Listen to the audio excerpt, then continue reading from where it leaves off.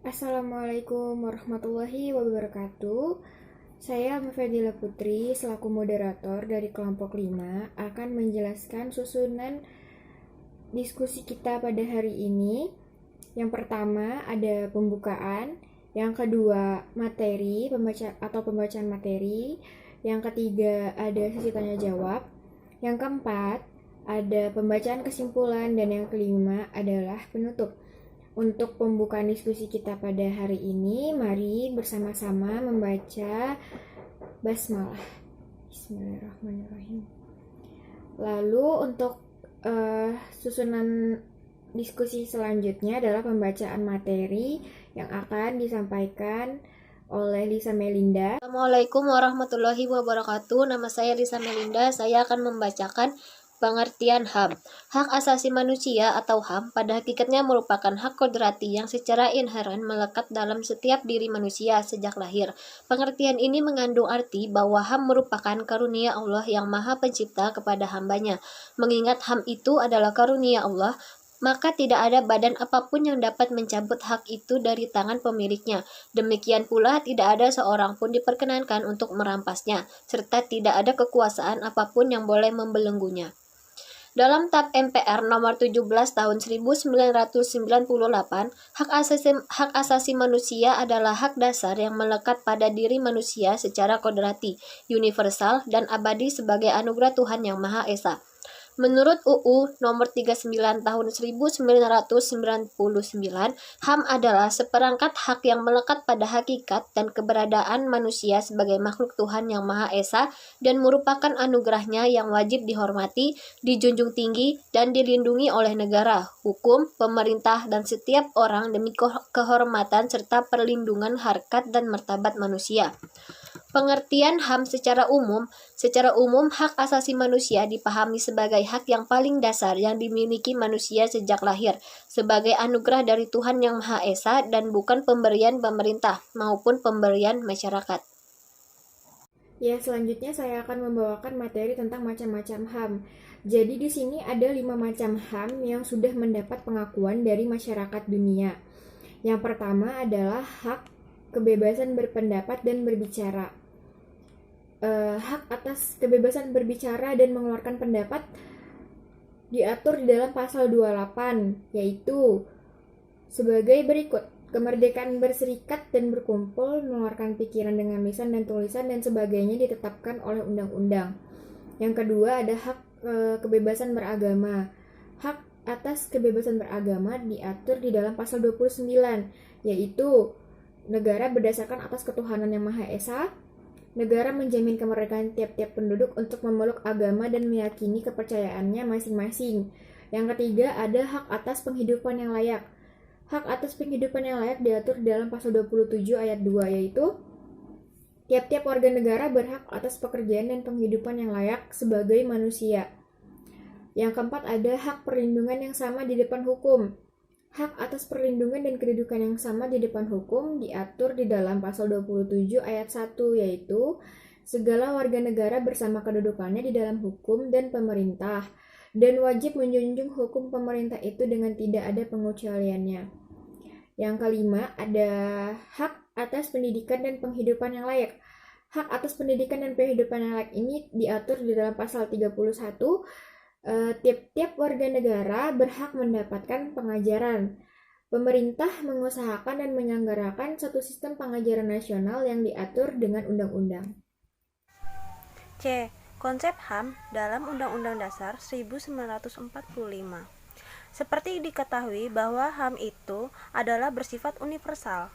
Namun demikian, pelaksanaan HAM tidak mungkin disamaratakan antara satu negara dengan negara yang lainnya. Masing-masing negara tentu mempunyai perbedaan konteks sosial, kultural, maupun hukumnya. Istilah HAM atau hak asasi manusia dapat ditemukan pada bagian pembukaan Undang-Undang Dasar 1945. Alinea pertama dan pada bagian batas tubuh Undang-Undang Dasar 1945, mulai pasal 27 sampai dengan pasal 31. Pembukaan Undang-Undang Dasar 1945 antara lain menyatakan sebagai berikut. bahwa sesungguhnya kemerdekaan itu ialah hak segala bangsa, dan oleh sebab itu, maka penjajahan di atas dunia harus dihapuskan, karena tidak sesuai dengan pri kemanusiaan dan pri keadilan. Di samping itu, pengalaman sejarah dan perkembangan masyarakat sangat mempengaruhi implementasi HAM tersebut. Keuniversalan HAM dewasa ini masih mengundang perdebatan dan perbedaan dalam praktek penerapannya di antara masing-masing anggota Perserikatan Bangsa-Bangsa. Hal ini dapat dilihat dalam hukum atau ideologi yang melatar belakangi norma hukum atau negara yang bersangkutan. Semua hukum menjadi administrasi kebijakan penguasa, karena itu hukum harus mengabdi pada politik partai. Demikian pula pengadilan harus tunduk pada pengawasan kekuasaan politik partai. Sedangkan konsepsi dan pembelakuan HAM di negara liberal kapitalis dapat dilihat dari karakter utama aturannya, hukumnya yang berakar pada filsafat. Hukum yang dianggap baik adalah hukum yang memanjakan kebebasan bagi setiap individu dan memacu agar setiap individu mengejar apa yang dianggap baik bagi dirinya. Penjelasan lainnya, PBB sebagai Badan Dunia mengevaluasi konsep dasar HAM yang dipakainya serta praktek pelaksanaannya agar eksistensi keberadaannya tidak kehilangan relevansi sosio-humanisnya. Konsep HAM PBB yang hanya menonjolkan hak dan tanpa kewajiban asasi perlu dipertanyakan secara kritis dalam hubungannya dengan banyaknya benturan dan konflik HAM yang banyak memakan korban jiwa dan martabat manusia, baik secara sistemik, misalnya agresi suatu negara terhadap negara lain, maupun secara evolutif, misalnya munculnya aborsi dan lain sejenisnya. Hak asasi dalam Islam terdapat dalam setiap sektor kehidupan, serta memiliki posisi strategis dalam menegakkan dan meningkatkan kualitas kemanusiaannya. Bahkan, antara hak asasi dan kewajiban asasi antara lain dapat ditunjukkan mempunyai nilai keutamaan akhlak apabila dilakukan dengan cara menegakkan keadilan atau menyampaikan perkataan yang benar di hadap penguasa yang menyeleweng. Kewajiban asasi manusia menjadi persyaratan utama agar dalam menjalani hidup dan kehidupan memiliki keseimbangan dan ketenangan jiwa, serta menjadikan hidupnya bermakna bagi dirinya sendiri, keluarganya, lingkungannya, serta masa depannya.